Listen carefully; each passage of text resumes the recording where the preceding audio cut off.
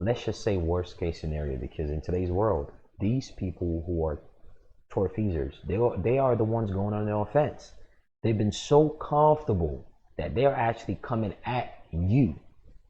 They are suing people to say, hey, you didn't pay this monthly car loan, so we're going to sue you and we're going to repossess it.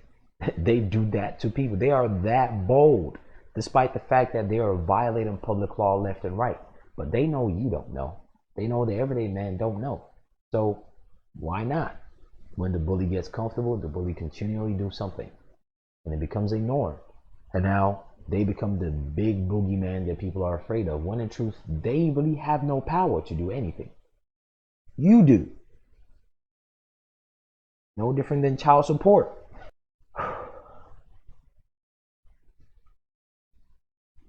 When they sue people and say, hey, you owe us money, pay in court, and we'll repossess this vehicle, there's something called affirmative defense of offset, whereby you claim that since you were defrauded in the inception of the entire thing in violation of Truth in Lending Act, the amount that they say you owe should not have existed. Therefore, it must be offset. That's an actual affirmative defense. So let's just say this statute of limitation thing went by, and you're not that savvy when it comes to all these details, and it's maybe all that's been explained so far in that first part of the video and in this one and that post. It just so happens to be a little bit too much. Or maybe it's just too late and they came at you. They're suing you right now actively. Don't worry. There's a solution called affirmative defense of offset. Let's read it. Offset is another term they call set off. It's also another term called discharge. Set off, put in parentheses, offset. It's a noun. A claim by defendant. So everything we've been speaking of to this point is an assumption that you're the one going on the offense, aka you're the plaintiff. Let's just say you are already in a position of defendant and they're suing you. You can still evoke all these vicariously through something called set off or offset, aka discharge. But see, set off or offset is called discharge if you are playing offense. If you're playing defense, discharge, the term they call discharge as a defendant, is called set off. A claim by defendant in a lawsuit that the plaintiff party filing the original suit, in this case, whoever's coming after you, the car company, the financing company, whoever the servicer is. A claim by defendant in a lawsuit that the plaintiff owes the defendant money which should be subtracted from the amount of damages claimed by plaintiff. Meaning, given the fact that the origin of the contract is fraudulent anyway, a specific amount based on that fraud that was discovered should be used to set off whatever is they're claiming against you to say that you haven't paid them.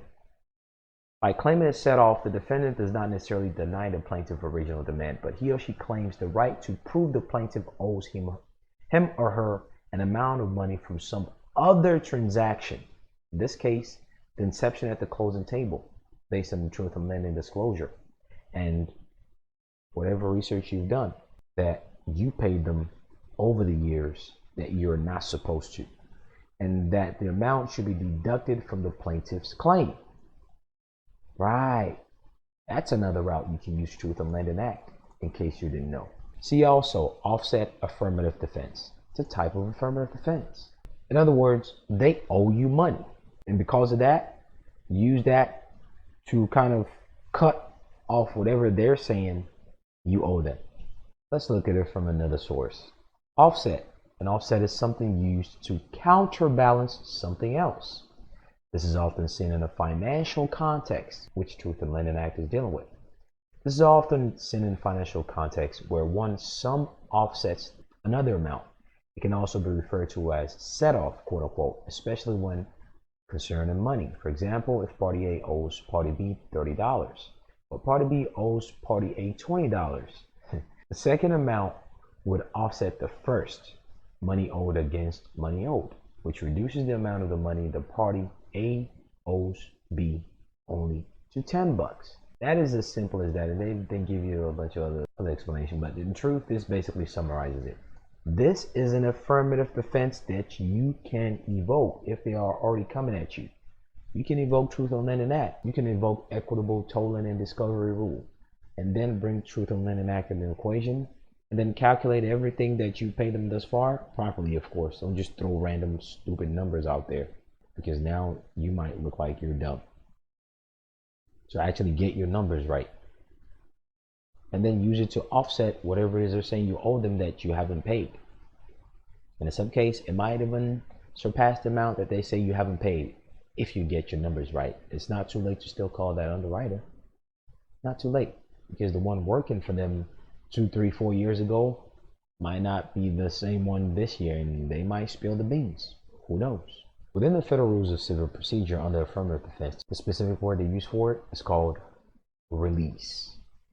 Like release a mortgage? Right. Just so you know, I'm telling you, these are powerful tools that I'm explaining to you from both sides of the spectrum that no one else will tell you.